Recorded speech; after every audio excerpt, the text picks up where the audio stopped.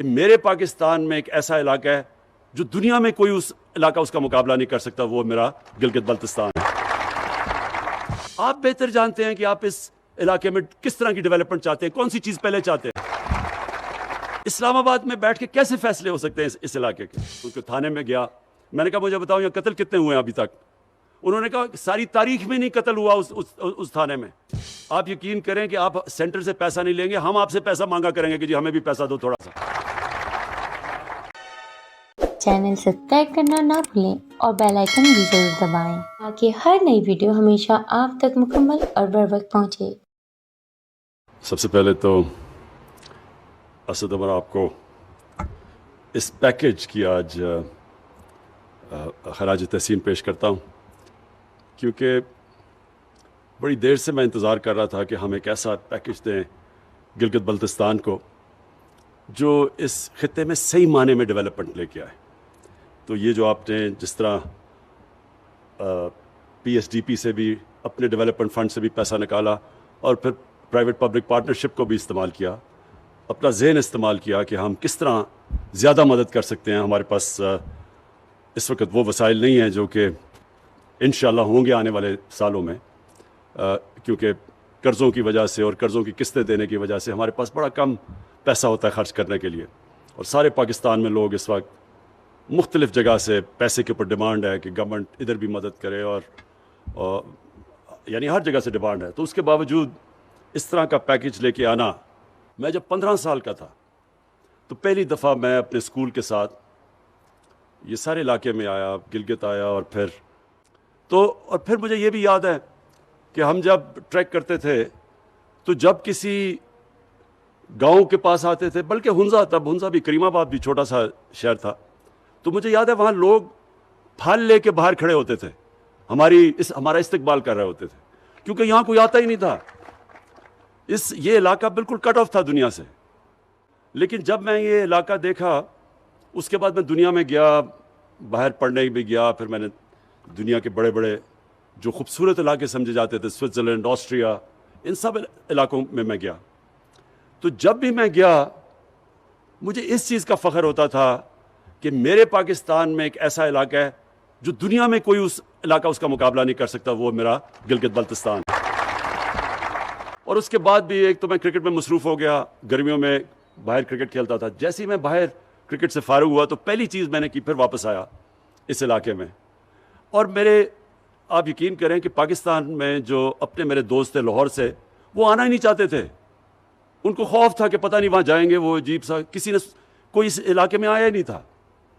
تو میں اپنے باہر سے جو میرے دوست تھے، وہ میرے دوست آیا کرتے تھے یہاں میرے ساتھ، میرے جو لاہور میں بڑی مشکلوں سے کسی ایک آدھ کو کھینچ کے لاتا تھا، باقی یہاں سے آتے نہیں تھے۔ تو باہر سے جب لوگ آئے، میں آپ کو یقین دلاتا ہوں کہ ایک میرا جو بھی باہر سے میرے دوست یہاں جب آئے، سب نے ایک ہی چیز کہی کہ اس سے خوبصورت دنیا میں کوئی علاقہ نہیں ہے۔ تو تب سے میں نے یہ سوچا کہ اللہ نے کبھی مجھے موقع دیا تو جب میں اس علاقے کے لیے کچھ کروں گا، میں صرف اس علاقے کی مدد نہیں کروں گا، میں اپنے ملک کی مدد کروں گا۔ اور میں نے آج سے 30 سال پہلے ایک کتاب، ایک یعنی کافی ٹیبل بک، جس کی تصویروں والی کتاب لکھی، انڈس جرنی اس کا میں نے نام رکھا۔ اور وہ جب میں نے یہ سارا علاقہ، دوسائے، اوپر اسکردو، سارے علاقے میں ساتھ فوٹوگرافر کو لے کے گیا تصویریں لیتے ہوئے، تو جب وہ کتاب باہر میں نے جب پبلش ہوئی انگلینڈ میں، تو سارے لوگ دنگ ہو گئے کہ یہ بھی ہے پاکستان۔ یعنی شہروں کا تو پتہ تھا ان کو، لیکن پاکستان کے باقی علاقوں کو کسی کو باہر نہیں پتہ تھا۔ اور کتاب میں نے لکھی اس لیے کہ باہر کے لوگوں کو پتہ چلے کہ ہمارے ملک میں کتنی خوبصورت ہے۔ اور میں یہ بھی آپ کو بتا دوں کہ باہر کے لوگوں کی تو دور کی بات ہے، پاکستان کے لوگوں کو نہیں پتا کہ یہ ملک کتنا خوبصورت ہے۔ ہمارے اپنے لوگوں کو نہیں پتا۔ ہمارے حکمران ساری چھٹیوں کے اندر لندن جاتے ہیں، بچے ان کے لندن رہتے ہیں، ان کو کیا پتا پاکستان کا؟ ساری پراپرٹیز ان کی باہر ہیں، یہ تو پھرے ہی نہیں ہوئے پاکستان میں۔ اس لیے انہوں نے کبھی اس ایریا کا سوچا ہی نہیں، سوچا اس لیے نہیں کہ دیکھا ہی نہیں انہوں نے۔ زیادہ سے زیادہ ایک جہاز میں آ کے یہاں گلگت یا ادھر سے چلے گئے واپس۔ یہ جو باقی سارا علاقہ ہے کسی کو تو پتہ ہی نہیں اس کا۔ تو جب ہماری حکومت آئی، تب سے ہمارا فیصلہ یہ تھا کہ ہم اس خطے کا جو پوٹینشل ہے اس کو اوپر لے کے آئیں۔ باقی ساری چیزیں ایک طرف، ہاں انڈسٹریل زون بھی ہونی چاہیے، لیکن انڈسٹریل زون بھی صرف ایک ایسی فوڈ پروسیسنگ انڈسٹری کی ہونی چاہیے، کیونکہ آپ کی جو قربانی ہے یہاں، یہ بھی میں آپ کو بتا دوں، دنیا میں نے کبھی اس طرح کی قربانی ٹیسٹ نہیں کی جو یہ اس علاقے میں ہے. سارے نگر ہنزا ایسی کتنی کہیں دنیا میں نہیں ایسی، لیکن وہ لاسٹ نہیں کرتی، آپ اس کو لے جا نہیں سکتے باہر، وہ بڑی جلدی خراب ہو جاتی ہے. تو جو فوڈ پروسیسنگ ہے اس کی بہت بڑی گنجائش ہے، تو اس طرح کی انڈسٹری تو لگ سکتی ہے، لیکن اصل آپ کا پوٹینشیل ٹورزم کا ہے.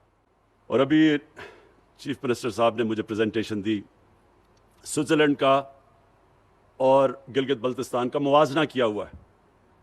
یہ دگنا علاقہ ہے سوئٹزرلینڈ سے، زمین میں یہ دگنا علاقہ ہے، یہ صرف جو گلگت بلتستان ہے.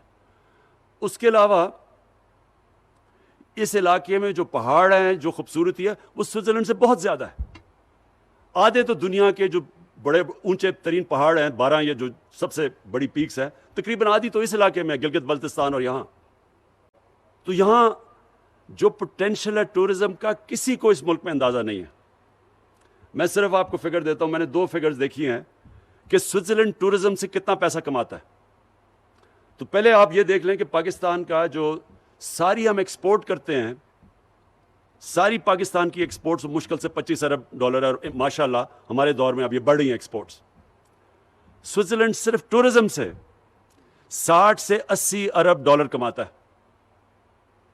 تو آپ یہ سوچیں کہ اگر وہ آدھا ہے ہمارا گلگت بلتستان سے، اگر ہم اس کو ڈیولپ کر لیں تو آپ سوچیں کہ میں کہتا ہوں کہ آپ کا تو فائدہ ہوگا یہاں، لیکن ہمارے ملک کا کتنا فائدہ ہوگا، سارے پاکستان کا کتنا فائدہ ہوگا. ہمیں فارن ایکسچینج ملے گا، آپ کو روزگار ملے گا، خوشحالی آئے گی. تو دونوں کے لیے تو یہ جو ہم پیکج لے کے آئے ہیں، یہ صرف آپ کی بھلا کے لیے، آپ کے لیے بہتری کے لیے نہیں لے کے آئے، یہ سارے پاکستان کے لیے لے کے آئے ہیں، کیونکہ اس کا فائدہ سارے ملک کو ہوگا. جب گلگت بلتستان اپنی آپ کو ٹورزم کے لیے تیار کرے گا، صحیح معنی میں ڈیولپمنٹ ہوگی، سارا فائدہ سارے ہمارے ملک کو ہوگا. آج ایک داد دینا چاہتا ہوں، میرے سے بڑے غلط فیصلے بھی ہو جاتے ہیں. میں ٹکٹس دینے میں بھی، میں جب دیکھتا ہوں ماضی میں، تو میں سمجھتا ہوں میں نے بڑی غلطیاں کی پارٹی کے ٹکٹس دیتے ہوئے. کئی جگہ میں اب سوچتا ہوں کہ اگر مجھے پہلے موقع ہوتا تو میں اس طرح نہیں، اس کو وزیر بنا دیتا، اس کو نہ کرتا. یہ میں سوچتا رہتا ہوں سارا وقت. لیکن مجھے جو آج بڑی خوشی ہے کہ اس ایک فیصلہ جو کیا، جو میں اللہ کا شکر کرتا ہوں کہ میں نے صحیح فیصلہ کیا، وہ خالد کو آپ کا وزیر اعلیٰ بنانے کا. اس کی وجہ کیا؟ دیکھیں، ایک انسان، ہمارے بدقسمتی سے ہمارے جو لوگ، جو انسان ہمارے پولیٹکس میں آتے ہیں، وہ 3 طرح کے لوگ ہوتے ہیں. ایک وہ لوگ ہوتے ہیں جو کہ پولیٹکس میں صرف اور صرف اپنی ذات کو فائدہ پہنچانے کے لیے آتے ہیں. اور ان کے اندر بھی 2 کیٹیگریز ہوتی ہیں. ایک اپنی ذات کو فائدہ پہنچانے کے لیے آتے ہیں، لیکن کوئی غیر قانونی چیز کر کے نہیں، بس اپنی پوزیشن کا فائدہ اٹھانے کے لیے. حالانکہ اگر میں اقتدار سے اپنی ذات کو فائدہ پہنچاؤں تو اس کو کرپشن کہتے ہیں. کرپشن کی ڈیفینیشن یہ ہے کہ میں اپنے اقتدار کو استعمال کروں اپنی ذات کو فائدہ پہنچانے کے لیے. لیکن ہمارے کیونکہ اتنا بدقسمتی سے پالیٹکس میں اخلاقیات اتنی گر چکی ہیں کہ اس کو کوئی کرپشن نہیں سمجھتا. اور اس کے دوسری جو لوگ ہیں وہ ہیں جو یہاں سے پیسہ چوری کر کے ملک سے باہر لے کے جاتے ہیں. یہ اس ملک کے سب سے بڑے غدار اور سب سے بڑے مجرم ہیں. 2 طرح نقصان پہنچاتے ہیں. ایک، وہ پیسہ چوری کر لیتے ہیں جو ہمارے ملک میں خرچ ہونا چاہیے. دوسرا، جب وہ ملک سے باہر لے کے جاتے ہیں تو ہمیں دوسرا نقصان پہنچاتے ہیں، کیونکہ ڈالر لے کے باہر پہنچاتے ہیں. تو جب ڈالر ملک سے باہر جاتا ہے، ہمارے روپے پہ پریشر پڑتا ہے، روپیہ کمزور ہو جاتا ہے، روپیہ گرنا شروع ہو جاتا ہے. اور جب روپیہ گرتا ہے تو ساری چیزیں مہنگی ہو جاتی ہیں، ملک میں غربت آ جاتی ہے. تو ایک تو یہ ہے کہ اور ساری دنیا میں اس طرح کے جو پالیٹکس میں آتے ہیں نا، اور نام لیتے ہیں عوام کا اور اقتدار میں آ کے اپنا پیٹ پالنا شروع کر دیتے ہیں، ان کو ساری دنیا میں برا بھلا سمجھا جاتا ہے، ایسے پولیٹیشنز کو. دوسری کیٹیگری، اور اس میں کافی لوگ فٹ ان ہو جاتے ہیں، اور وہ ایسے ہوتے ہیں کہ وہ اقتدار سے فائدہ بھی اٹھاتے ہیں، لیکن وہ کچھ لوگوں کے لیے بھی کام کر دیتے ہیں. لیکن کام وہ کرتے ہیں جس سے ووٹس مل جائیں، لیکن زیادہ تر اس کیٹیگری میں لوگ آ جاتے ہیں. اور پھر ایک خاص کیٹیگری ہے، جب اس کیٹیگری میں زیادہ لوگ آ جائیں وہ ملک اوپر آ جاتا ہے. وہ ہے جدھر سیاست ایک عبادت بن جاتی ہے. وہ سب سے بڑے دنیا کے لیڈر ہمارے نبی صلی اللہ علیہ وسلم نے، انہوں نے ہمیں ایک راستہ دکھایا کہ انہوں نے جو ان کی جو ریاست تھی، جو ان کا اقتدار تھا، وہ صرف اور صرف عوام کی بہتری کے لیے تھا. اپنی ذات انہوں نے بالکل بیچ میں سے نکال دی. تو جو بھی جیسے جیسے پہلے تو بہت ہی غریب تھے، امہ مدینہ کی ریاست میں بڑا برا حال تھا، لیکن جیسے جیسے پیسہ آیا وہ سارا پیسہ انہوں نے لوگوں کے اوپر خرچ کیا، نچلے طبقے کو اوپر اٹھانے کے لیے خرچ کیا، کمزوروں کے لیے، معذوروں کے لیے، بیواؤں کے لیے، یتیموں کے لیے. دنیا کی تاریخ کی پہلی فلاحی ریاست بنا دی. اور اپنے لیے کوئی محل نہیں بنائے، اسی مسجد نبوی میں جس دن پہلے دن مدینہ آئے تھے اسی میں رہے، سادگی میں زندگی گزاری. آج تک ہم ان کے لیے جان دینے کے لیے تیار ہیں، آج تک ہم ان سے اتنی عشق کرتے ہیں، ہمارے دلوں میں وہ بستے ہیں. ساری زندگی آنے والی دنیا کے لیے انہوں نے بتا دیا کہ اصل میں اقتدار جب آپ کو ملتا ہے تو کتنی بڑی ذمہ داری ہے آپ کی. اور ہر آدمی، جس طرح جب حضرت عمر خلیفہ بنے تو انہوں نے کہا کہ اگر ایک کتا بھی میری ریاست میں بھوکا مرتا تو میں ذمہ دار ہوں. مطلب یہ کہ جو غربت ہے، جو لوگ تکلیف میں ہیں، یہ بہت بڑی ذمہ داری ہوتی ہے اقتدار میں آنے والے لیڈر کے لیے. تو مجھے جو چیز پسند آئی خالد کے اندر، میں نے اس کے اندر جنون دیکھا ہے کہ یہ سارا وقت سوچ رہا ہوتا ہے کہ کیسے اپنے علاقے کے لوگوں کی یہ مدد کرے، کیسے اپنے علاقے کو بہتر کرے. اس لیے ہم جب ہمارے پاس یہ پروپوزل لے کے آتا ہے تو ہم پھر پوری اس کی مدد کرتے ہیں، کیونکہ ہمیں پتہ ہے یہ اپنے لوگوں کا سوچ رہا ہے. ہم اس کو کیسے پیسہ دیں جو ہمیں پتہ ہے کہ اس نے آدھے کمیشنز کھا لینی ہے یا باہر پیسہ بھیج دینا ہے. تو جب ہمیں یہ پتہ چلے کہ ایک ایسا لیڈر ہے اور اس کی کابینہ ایسی ہے جو اپنے لوگوں کا سوچ رہی ہے، تو یقین کریں کہ یہ تو ہم نے شروعات ہی کی ہے نا 370 ارب کی. 5 سالوں میں جو 370 ارب اس علاقے میں کبھی اتنا پیسہ نہیں خرچ ہوا پہلے.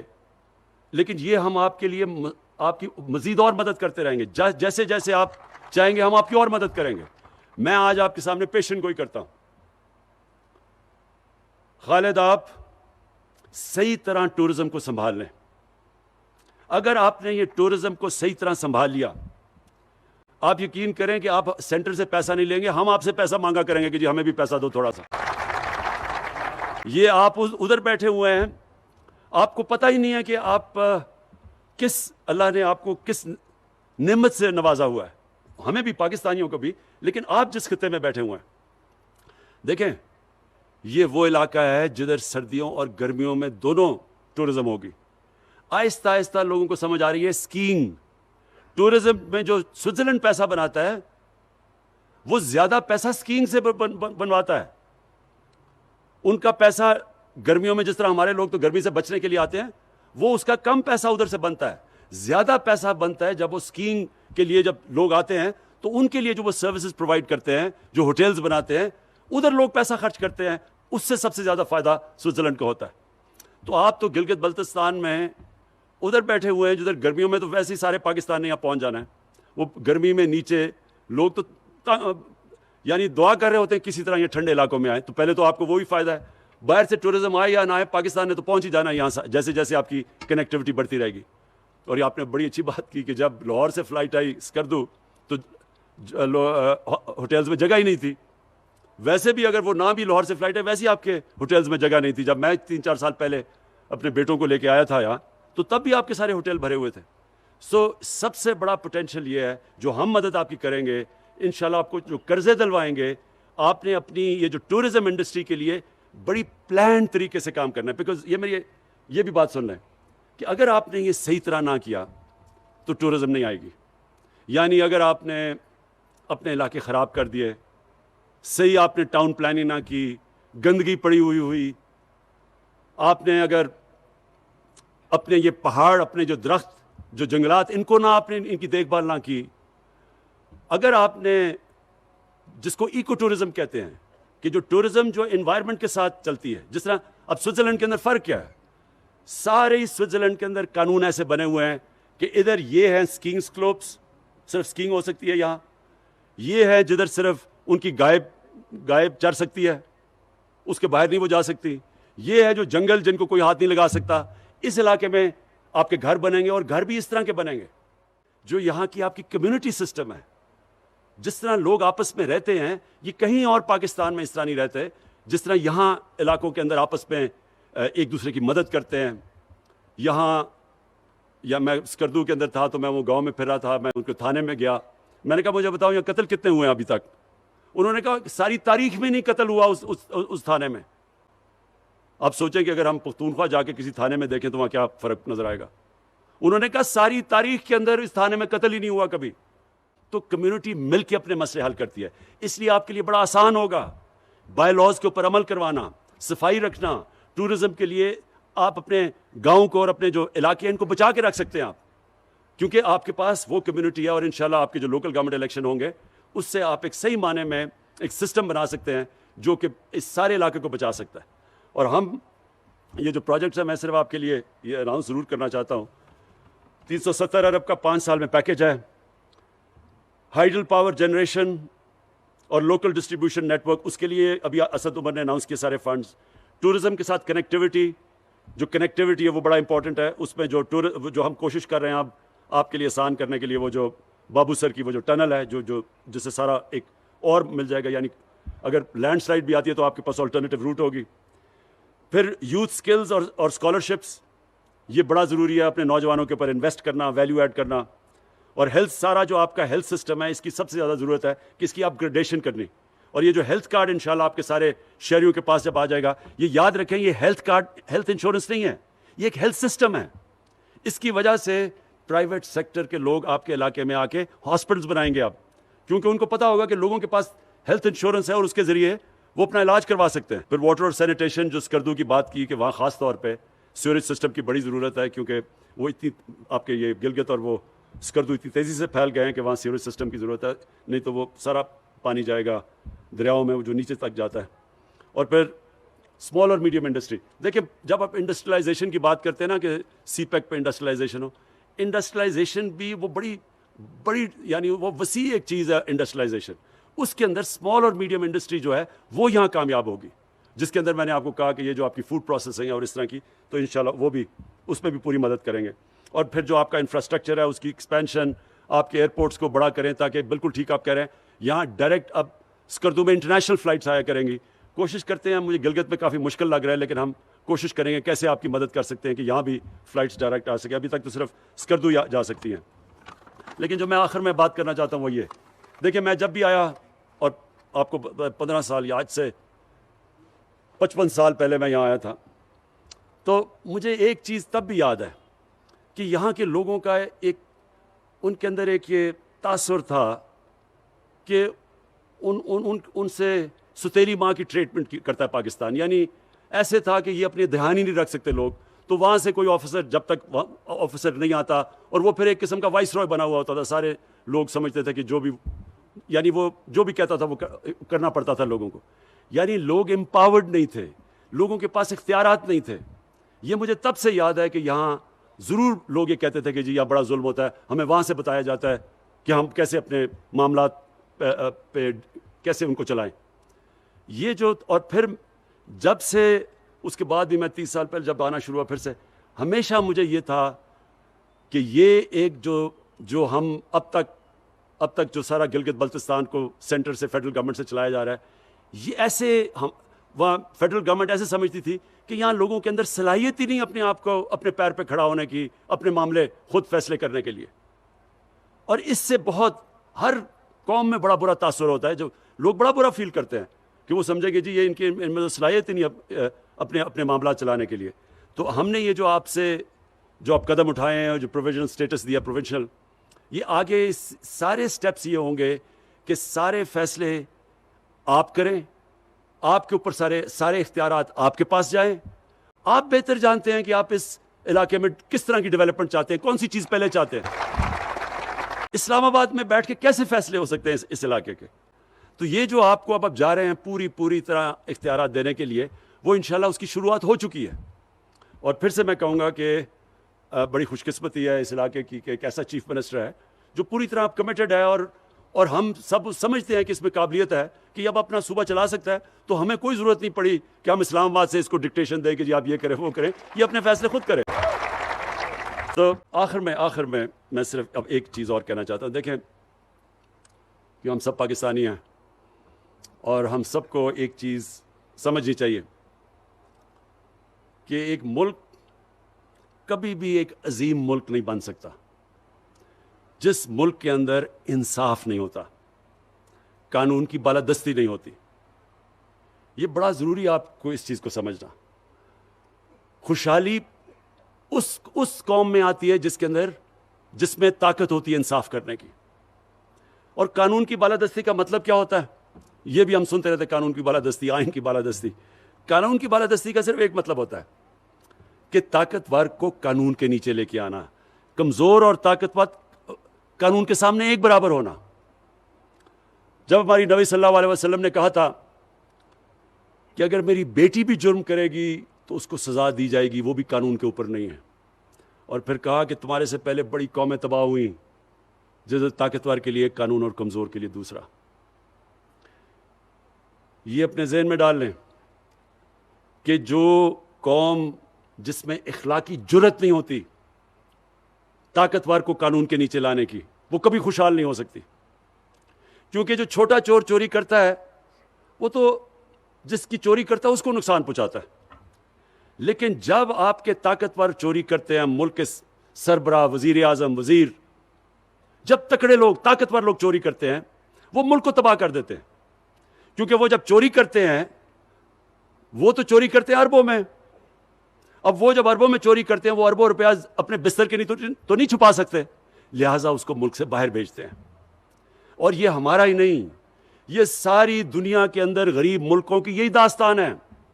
جو دنیا میں مقروض اور غریب ملک ہے اس کو اٹھا کے دیکھ لیں، ان کے بھی طاقتور لوگ، ان کے وزیر اعظم، ان کے صدر، وہ ملک سے پیسہ چوری کر کر کے باہر لے کے جاتے ہیں۔ ان کے بھی بڑے بڑے محلات ہیں مغربی کیپٹلز کے اندر، لندن میں، نیو یارک میں، فرانس میں۔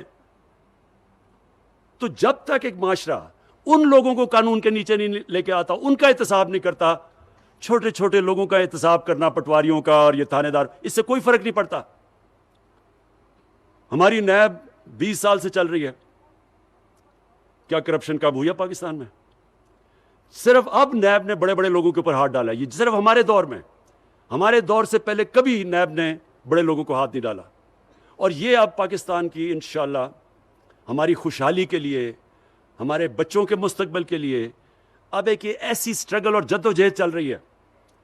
جب بھی ہم جیتیں گے، طاقتور کو قانون کے نیچے لے کے آئیں گے، یہ وہ ملک بنے گا جو آج سے 70 سال پہلے بننا چاہیے تھا، جو آج سے 50 سال پہلے بن رہا تھا۔